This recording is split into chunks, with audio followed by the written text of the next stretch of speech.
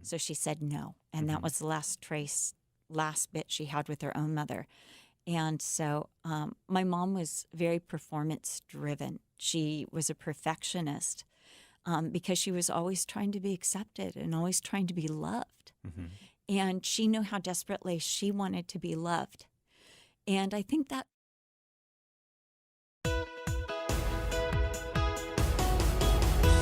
Hello and welcome to the Pastor's Perspective program. Thank you so much for joining us today, for listening on the radio, for watching us on Facebook and YouTube. And in the studio with me today, we've got Cheryl Broderson and Braden Broderson from Calvary Chapel, Costa Mesa in Southern California. And kind of a very special episode of the program today, August 13th, 2021. We might get to some of your Bible questions later in the program, but we want to at least devote the first few minutes of the program, and maybe even the whole hour. We'll just see how it kind of goes. But we got some news just a little while ago that Kay Smith, Cheryl's mom, Pastor Chuck's wife, Braden's grandmother, she's now in heaven.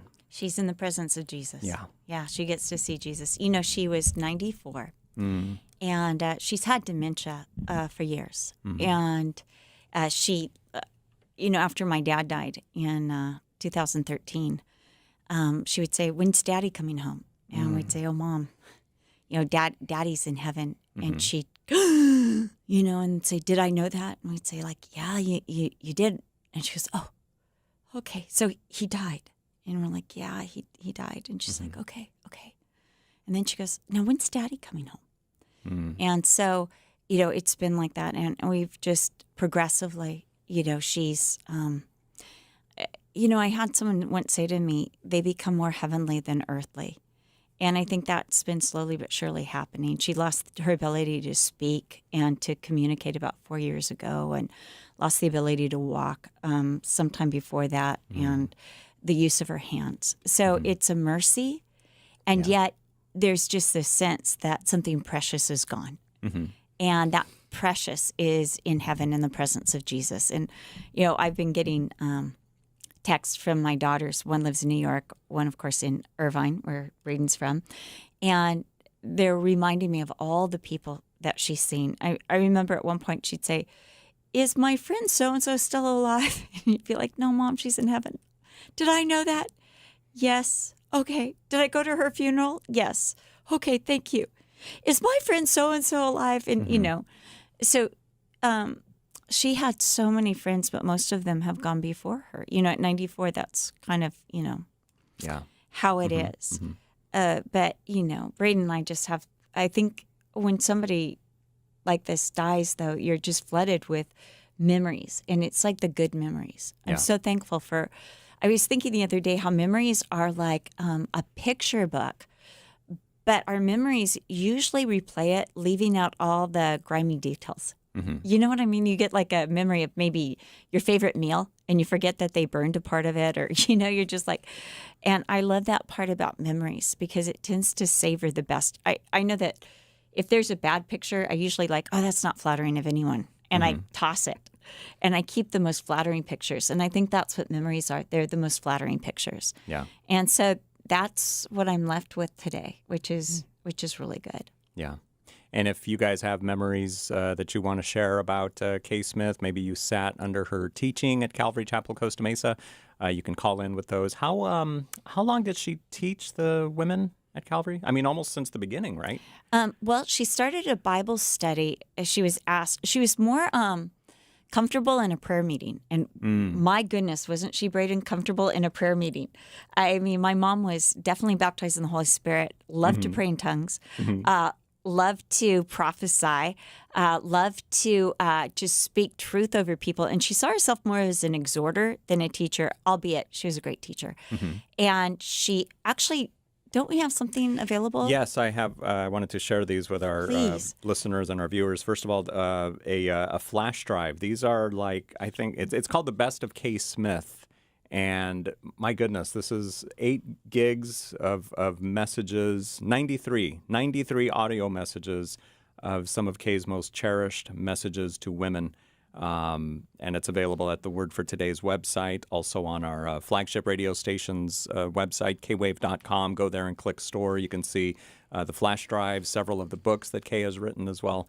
But yeah. Well, those books actually were ghostwritten. They were taken from her Bible studies. Okay. And she'd say, "Did I write a book?" And we said, "Yes." And she'd be like, "I did."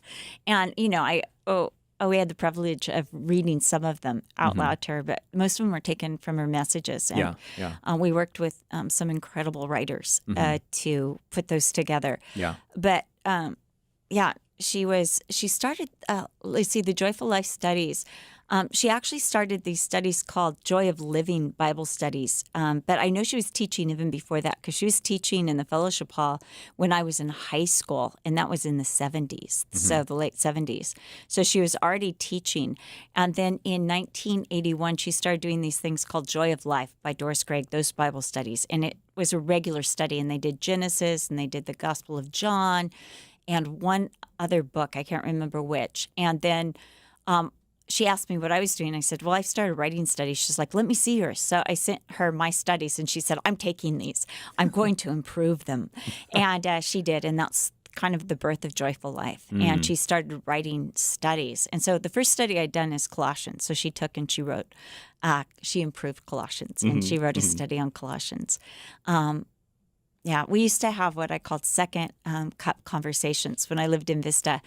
She turned me on to coffee when I was 8 years old. My mother was a coffee enthusiast. 8 years old? 8 years old. You've been drinking coffee since the age of 8? Since I was 8. And my dad just did not like coffee, didn't even know if he approved of coffee. But he made my mom a pot of coffee every morning out of love and would bring her her first cup. And she would say sometimes, $1 million for anyone who will bring me my second cup of coffee. But she didn't have $1 million ever. But I usually was the person to bring her her second cup. But once I moved to Vista and I was married, she would call me. Her first cup was her Bible study time, her time alone with Jesus. And her second cup was where we would talk together about what we learned out of the Word. And we would share. And she'd say, Cheryl, I just saw this in the Word. And I would say, Mom, I just saw this in the Word. And so we called it our second cup conversations. And I love those times. Yeah. When we began to lose my mom to dementia, it was really hard, because that felt like you have a stepmom who's not only taking your mom's jewelry and your mom's clothes, but she's living in your mom's body. And she didn't remember who she was. And I remember the Lord put on my heart to tell her the stories of her and remind her, like I'd say, do you remember how you and Dad got together? And she'd be like, no, tell me. And I'd say, okay. And, and I would tell her this story, and she'd be like, oh, that's so romantic. And, it was just sweet. Yeah. But, even though, communication, I haven't been able to talk to her in years, it's still something precious is in heaven. Something. No wonder our treasures are in heaven. I just think how heaven gets so much richer with the death of every saint. And so, that's really precious. When you think of like her legacy, I mean, let's work backwards here. So here we are on the Pastor's Perspective program. Right. Which originated on our flagship station here in Southern California, K-Wave 107.9, which is owned by Calvary Chapel Costa Mesa, which was started by Chuck and Kay. Yeah. No, it wasn't started. I'm sorry. No, you're right. Taken over. Taken over. Yes. But that the sounds whole terrible, though. story of the the whole story of the Jesus People movement. Yeah. And how, I mean, a lot of people, rightfully so, look at Chuck as just like, wow, look at this amazing, but it wouldn't have been, that wouldn't have happened without her love for the people of that generation. And we now look at the everything going on in our generation, and we wonder, where's the Kay Smith of this generation who's going to look out her window and be praying for these hippies as they walk by, and knowing that some of these hippies will one day come to church, start their own churches, and the movement has just grown You know how phenomenally. they talked about Princess Di because of the pain in her past? She would empathize and could enter somebody else's struggle. And my mom had so much pain in her childhood and her past. When she was, she didn't find out, well, she was placed in a fondling home when she was only 7 weeks old. And my grandmother, the woman, I'll call her Judy, Grandma Judy, she would take care of children while their parents were getting a divorce. And so the lawyer called her one day and said, look, I've got this young girl. She's in trouble and we need to place her baby. Can you watch this baby for a few weeks? So Grandma Judy said, all right. And so my mom was placed with Grandma Judy and Grandpa Oscar for when my mom was 7 weeks old. And every other child was picked up. The court cases were settled. And no one ever came to pick up my mom. And so my mom just assumed that those were her parents. And when she was 14, because my grandmother was physically and verbally abusive to my mom. And she had slapped my mom across the face for something. I can't remember what it was. And my mom was outside and she was sitting down and she said to a cousin, sometimes I think I'm adopted. And he said, you are adopted. That's not your real mom.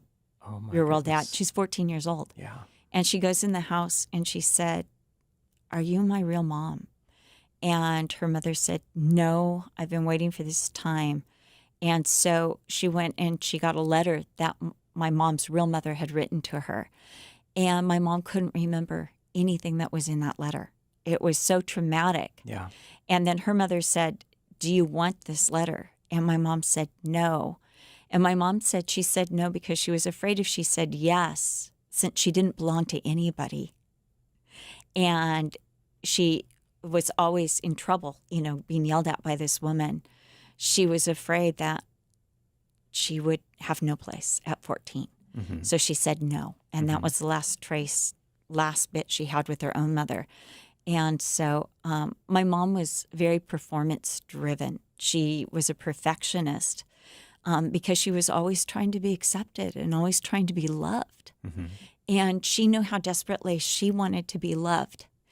And I think that drove her to love others because she desperately wanted people's approval and people's love. Mm-hmm. And so I think that's what she keyed in, like, why is that woman or that young man walking the street, they don't feel loved? They need to know that they're loved. They need to know that there's a Heavenly Father that loves them. And she thought, I wonder if they've been abused. I wonder if they've, felt rejected. And she had this way of keying into somebody's pain. And for those of you who remember Lonnie Frisbee, she was extremely close to Lonnie. And people would find themselves pouring out their life stories to my mom, telling my mom everything, things that they wouldn't tell anybody else. They would tell my mom. And I think it was that empathizing, plus, my mom had some issues, some very strong emotional issues. And, you can't be raised like that and not have some residual effects. Yeah. And so she didn't, even though she expected perfectionism of herself, she didn't expect that of her friends or people that she knew. She had a lot of grace because she had wanted that grace. Yeah. And so there was a real interest, it was precious, and so anyway, I love talking about my mom, obviously. It's When she found out that she was adopted at the age of 14, did she already know the Lord or did that come after?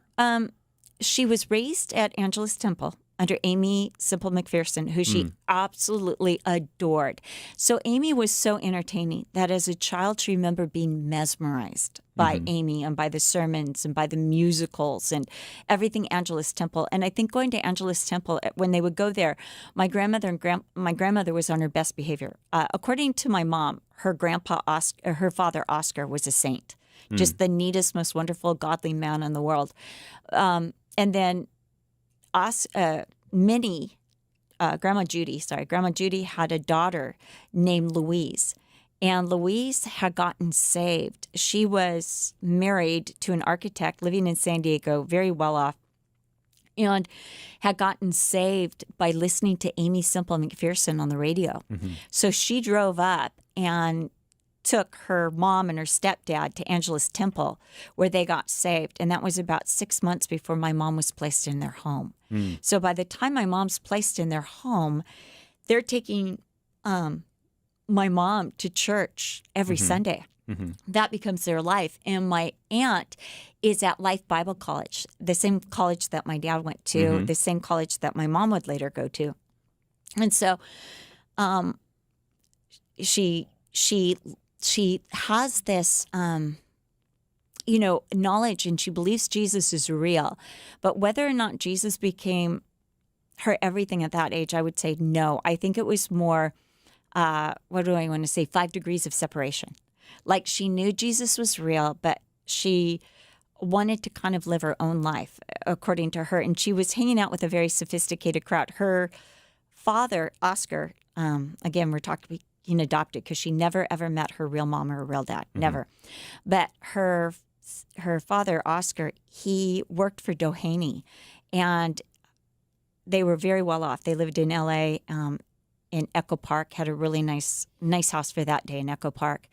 And so my grandmother and grandfather always provided for my mom, and my mom always wore the nicest clothes, and my mom was just such a beauty. I mean, this couple raising this young girl who was placed in their house, and my mom turned out to be just this extraordinary beauty with dark raven hair and beautiful ocean blue eyes and this porcelain skin that was just, and she's just beautiful. She looked like a model or an actress. She was that gorgeous. And so she started hanging out with this very sophisticated crowd. She was engaged to a young man who was at USC, who had fought in World War II, who was a hero. And she just started not feeling right about the relationship. Just something was just like, it's not right. And in the meantime, my aunt, Essie, Louise, had moved to Arizona, and she'd started a camp called Camp Friendly Acres. And she had opened up this camp mainly for underprivileged children. But she'd also opened it up to juniors and seniors and to young adults, just to have some time away in the mountains of Williams, Arizona, to be with Jesus. And so my aunt called my grandmother and said, I think Kay is walking away from Jesus. I'm really worried about her. Will you let her come out to Arizona? And so my grandmother agreed, and my mom took the train and went to Arizona and went to that camp. And she said at that camp, she dedicated her heart completely to Jesus.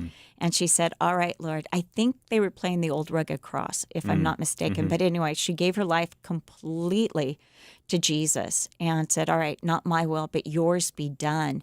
And that was the summer before she met my dad. So she had done that. She had gone to LA City College, and then she just signed up for Life for that fall. She was going to be going to Life, and she happened to go to a baseball game, and she had this friend who had a crush on Chuck Smith. And she said, I think Chuck Smith's going to be there because his brother's playing in this game. Let's go. So they had gone to this baseball game, and her friend got so excited, her friend Colleen, because there was Chuck Smith sitting on the bleachers. And so she got so excited. I mean, her friend was so excited, and they got up there, and my dad took one look at my mom and scooted over and said, here, you can sit here. I just dusted it off. And not even knowing that my mom was a germophobic. And so she took that place, and they started talking and did not stop talking. And then they went out to dinner with all my mom, my dad, and all their friends together. And then they dated for 6 weeks, and then they got married. And everyone they said it wouldn't last. Absolutely. That's exactly what they said. Right. Yeah. But it obviously did. Yeah. And, it was a good marriage. It was, they argue, and they communicated really well. But they both needed each other. They were the perfect match. I think sometimes we expect a marriage to be, without arguments, without disagreements. And, and I think we begin to categorize, that can't be good. They had a fight. And the best marriages know how to fight and make up and reconcile. And they were able to do all of that and to really express their emotions to each other. And I think she drew my father out in a way that nobody else could draw my dad out.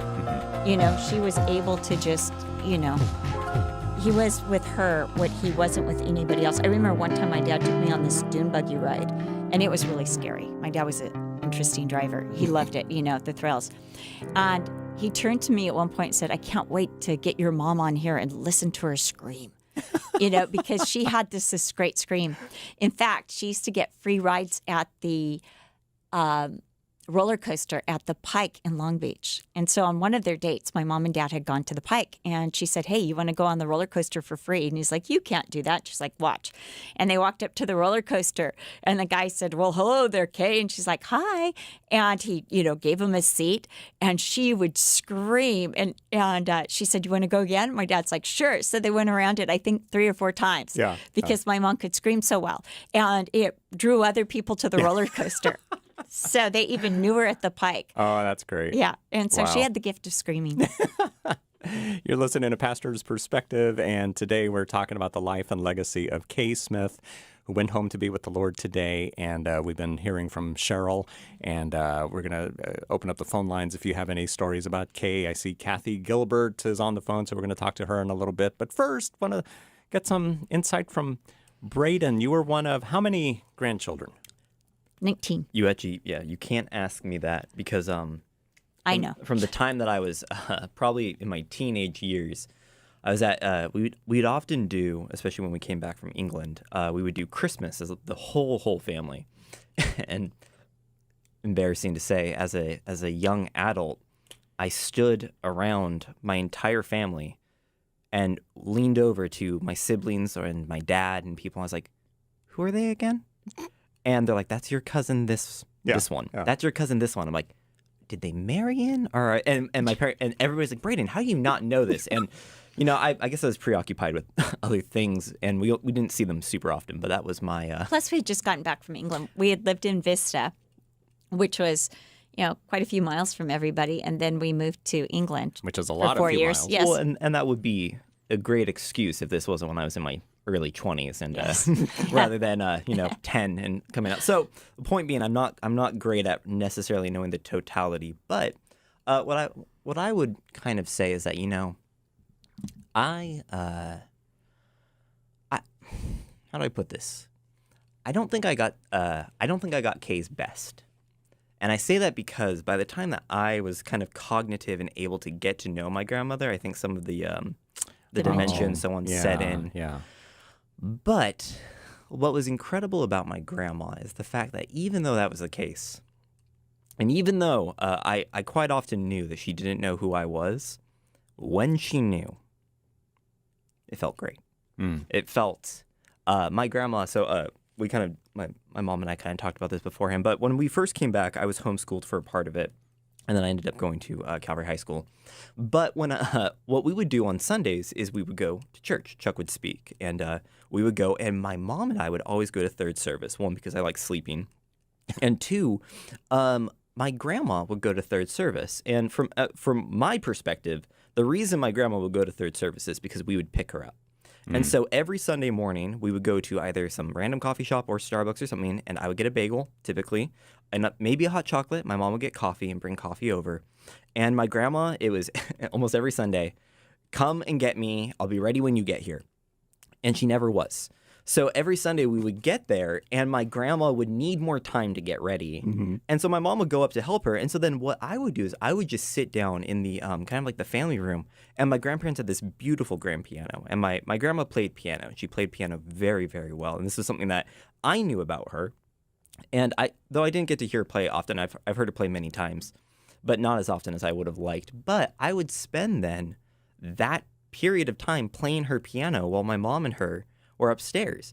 And at the end of it, I remember always just feeling so bright and cheery because my grandma, every time, no matter, I was not good and I play things, I made my piano teacher teach me Power Ranger theme song and plenty of other things that would probably be the most obnoxious things you could hear on a piano. And I would practice and I would play, and my grandma would come down and she would tell me, "That was beautiful. That was beautiful. Thank you. I love to hear you play." And me, 10 years on, I glowed after hearing that. It's just like one of the greatest things. My grandma loves my playing. And so that would be that would be the Sunday mornings. We would go, she wouldn't be ready, and I'd play piano, and I would get this nice compliment at the end. And then we'd have, depending on the day, some funny conversations in the car ride. But what I kind of would say is that I didn't get the best of Kay. And what I would actually say is I didn't grow up under the biblical teaching of Kay. But I grew up under the God-saved, gracious Kay. I wouldn't say that I could tell you a Bible message from Kay, but I could tell you things that Kay said to me that have meant the world to me. Yeah. And it wasn't necessarily from Scripture, but it came from her because of who Jesus is. It came from her because of who God was. And I remember that when that would happen, I have a random, when I was in high school, I didn't have any money, which is typical of me in high school. And I wanted to go out to lunch with my friends. And I was actually just telling this story last night, funny enough. And I went to borrow money from Chuck because that was something that you could do. You could borrow money and you could pay it back because that's responsible of you, of my grandpa. And I had borrowed and I had repaid. And I was looking for him to practice this again because I wanted to get food with my friends. And he wasn't there. And I saw my grandma. I was like, do you know where he is? And she's like, no, I don't. What is it? I said, I want to go out to lunch. I was going to ask Grandpa if I could borrow some money. She grabbed her purse. She gave me some money. And I looked at her. I was like, I promise I will pay you back. Thank you so much. And she stopped me and she said, no, you won't. You will not pay me back because it is my joy to do this for you. And I believe that Glenda was there at the time. And she turned to Glenda and she said, isn't it so that when you have kids, it feels so good to be able to love them and to give and do things for them. And as a grandma having grandchildren, it feels so good to be able to love and bless. And I remember, I mean, I'm on the verge of tears right now. And back then, you know, her health wasn't, when she was around and her health wasn't up in the air. And I was about to I think I gave her a big hug. I was like, thank you so much. And it's just lunch, but it was just one of the greatest things. And so thinking about this and kind of before we get to the break that's coming up, I've mentioned this when I've been able to be on Pastor's Perspective, but I'm a huge fan of C.S. Lewis. And unfortunately of my life, I wasn't a Christian until kind of like Chuck and Kay. Chuck was arguably kind of gone by the time that this all was really real. And even before that, you know, he was struggling with his cancer. And so I didn't get opportunities to talk to him about like the stuff going on in my life, like the realness of the gospel coming alive to me. And so then my grandma had always had dementia from when I knew her. But I love C.S. Lewis, and I've quoted The Great Divorce, and I've mentioned that it's a phenomenal book. And I have this chapter because this, I think, kind of sums up my thoughts.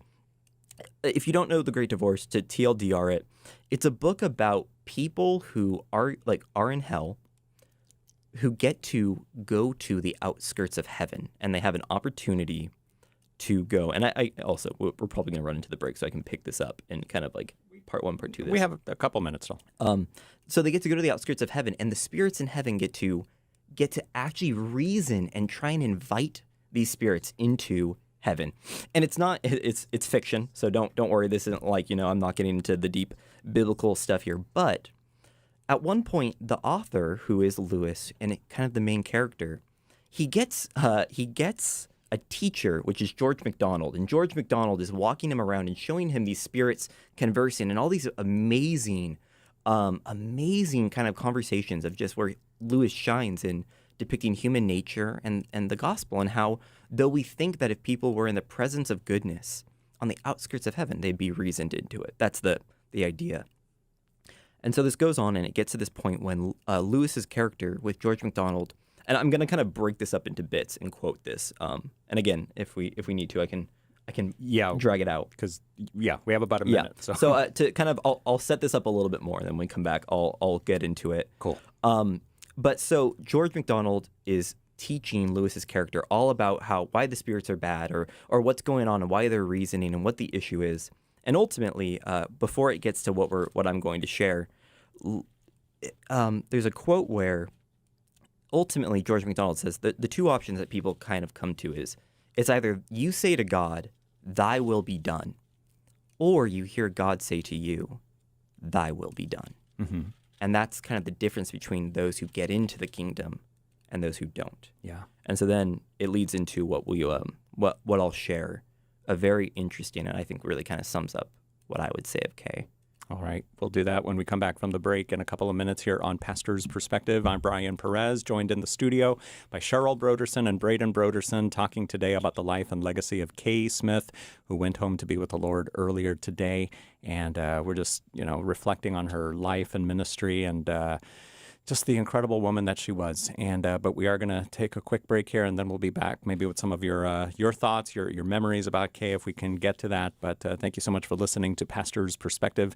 We will be back in just a couple of minutes, so stay right where you are. Welcome back to the Pastor's Perspective program. Brian Perez here with Cheryl Broderson and Braden Broderson in the studio. And today we're talking about the life and legacy of Kay Smith, the mom of Cheryl, the grandmother of Braden, the wife of Chuck Smith, and she went home to be with the Lord earlier today. 94 years old, you said? Oh, I think your mic is off. There you go. Oops. June 14th, 1927, she was born. Actually, as I said, she was adopted, so we don't even know if that was her actual birthday. Oh, right, yeah. So when she got her health certificate at 14, they gave her a fictitious date of birth and a fictitious place of birth. Mm-hmm. And even on her passport, it was Yeah. just, she had to have that so she could get a passport. Mm-hmm. In those days, adoptions were swathed in mystery. Mm. They just were. Yeah, And, yeah.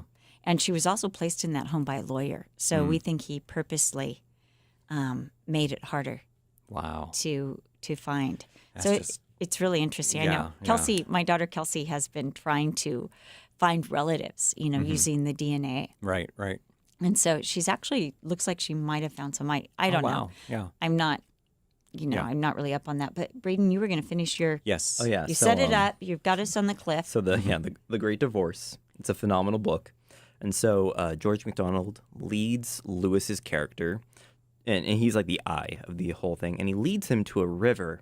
And so I'm gonna break this up and kind of, because you should read it but I'm going to just quote this here. So it says, some kind of procession was approaching us at this river, and the light came from the persons who were composing this procession. First came bright spirits, not the spirits of men who danced in scattered flowers, soundlessly falling, lightly drifting flowers, though by the standards of the ghost world, each petal would have weighed 100 weight, and their fall would have been like a crashing of boulders, which contextually makes more sense.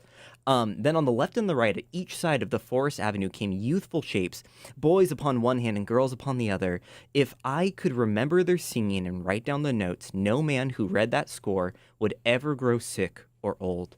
And between them went musicians, and after these, a lady in whose honor all of this was being done.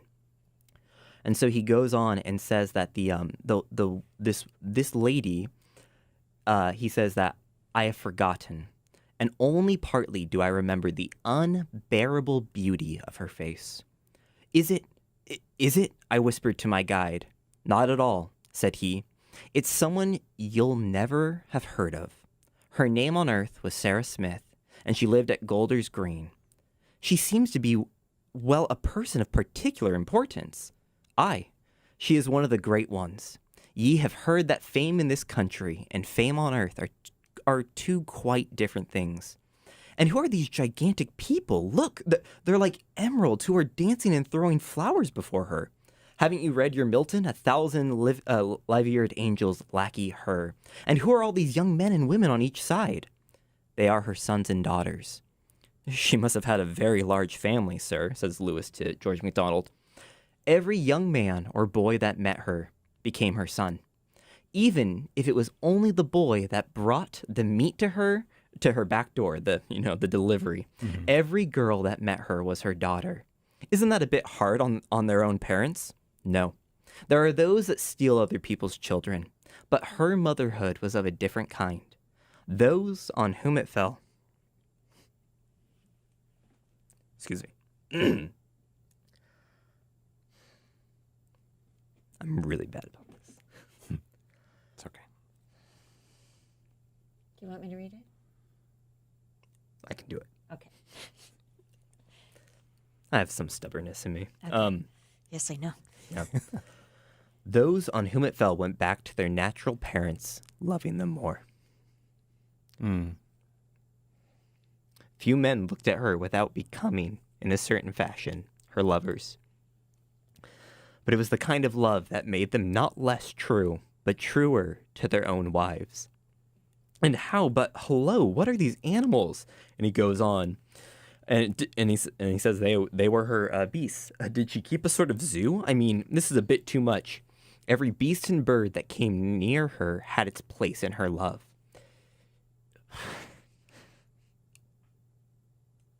My mother did love her dogs. She Chloe. loves Samoyeds the most. Chloe especially. I remember Chloe, many yes. conversations. In her, they became themselves.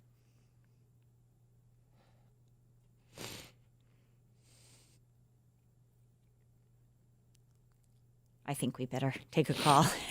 Let's talk to Kathy. Should we bring Kathy on? Yeah. I think Brad. Okay. One more chance. Okay.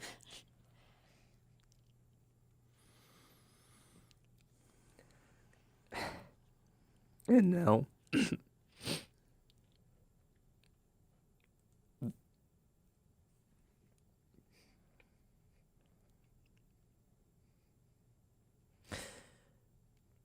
the abundance of life she has in Christ from the Father flows over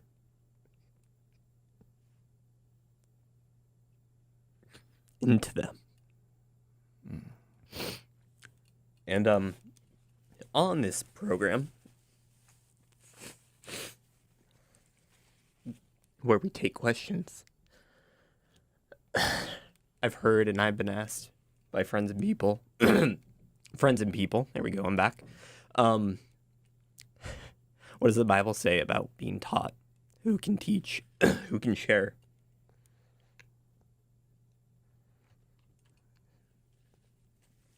And so many men I know who served at at Calvary as like janitors and so on.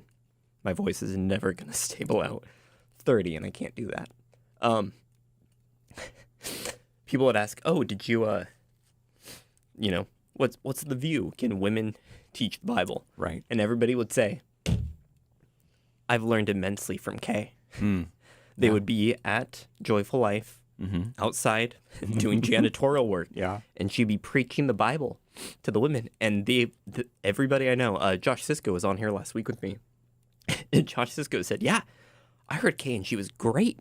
And he would just rave. And that was, and I wanted to read this, even though I'm sorry I stammered through it so much, but I wanted to read that because that's Kay. That's Kay. Yeah. That's good. Yeah. So that was from The Great Divorce by C.S. Lewis. Definitely should read that book or reread it if you've read it before. We're going to bring Kathy Gilbert on the line now. Hi there, Kathy. Thank you for calling us today on Pastor's Perspective, a very special episode. We're glad you can be a part of it as we discuss the life, legacy, and ministry of Kay Smith, who went home to be with the Lord earlier today. Hi there, Kathy.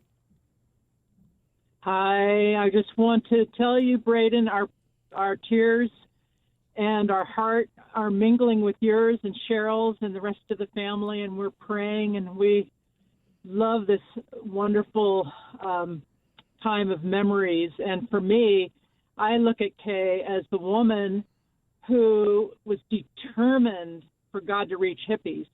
And as I was at Woodstock, and as I was hitchhiking around the country and doing drugs and living the lifestyle and becoming so disillusioned, and it was the pursuing prayers of this one woman that God in the hounds of heaven hunted me down. And I became married, somebody that brought me to Calvary Chapel, Costa Mesa. I was able to go on staff, and then I was able to serve under Kay. And here I was. I went from what I called Oregon mountain woman to Jesus freak, earth mother kind of person that didn't have a clue about how to be a woman, how to be a wife, how to be a mother, sitting under the feet of Kay. And as Braden was sharing about the legacy of her teaching, to be taught by this older woman about how to love Jesus with all my heart, how to love my husband, how to love my children. It's a legacy that I pray I can continue passing on, that Kay passed on to me. It's beautiful. It's so awesome. Kathy, you were really close to my mom, too. I mean, you worked directly with her in the Joyful Life ministry. Yes, I sure did. And Glenda and I both can attest, and there's a whole bunch of us that love your mom and her heart for women, and her, as you were saying about her heart for those that were lonely. Yes. That was one of the many things she passed on to us. Never let anybody leave without being welcomed, without being loved on, without connecting with them and welcoming them. And her heart was so for, and she had such an eye for those that were in need. I just love that about her. She loved Calvary Chapel like it was her own. I mean, she loved this church. I think she loved every seat, every wall and stone and brick. I mean, and it wasn't just the place, it was the concept of Calvary Chapel. I mean, she just loved this church and the people that God brought to her. And I think that's something that I really remember, and her feeling so, remember how Kathy, she used to say, I feel so responsible for everybody. Oh, yes, and she did. And her perfection, it really did. It was a great thing for us because we learned that God had an order and a beauty, and the Word of God was so essential, and how it can be woven into every part of our lives and our ministry. And I just love that about her, too. Okay, Kathy, let's be honest. You want to tell a little bit about her wild side at retreats? Oh, my goodness. Well, Cheryl, you told us a few weeks ago about her driving. Yeah. About her driving habits. Yes, but go ahead, Kathy, with the afterglows. What she would do. Her dancing in the spirit, and she would always tell us, now, ladies, please don't say anything to Pastor Chuck. Yeah, she would do some Jewish. They were more Jewish dances, but to go out with joy. And she just wanted to operate in the Spirit. I mean, she just loved the baptism of the Holy Spirit. And she prophesied over me, and I have my prophecy. And I was just talking to Tommy Coda today at work, because I work at Karis, I look over at the K-Wave building, and she prophesied over Tommy when he was still fresh out of jail about the ministry that he would have today. Wow. And the legacy she left with those prophecies, I mean, were priceless. And her moving in the gifts and the operating in the operation of the Spirit, it was just absolutely the most beautiful thing I've ever experienced. It really was. It was fun. I just was so afraid I was going to get in trouble by my dad. But it was beautiful. But what happened in Twin Peaks stayed in Twin Peaks. That's right. That's right. That's so right. Well, Thank Kathy, you so much. Yeah, thanks for calling into the program today. Now, if you're listening and maybe you didn't have that opportunity to sit under the teaching of Kay Smith or to ever listen to her messages, there's a flash drive that you can get that's got 93 of her audio messages. You can get that from the K-Wave store. Go to kwave.com and click store on the top right.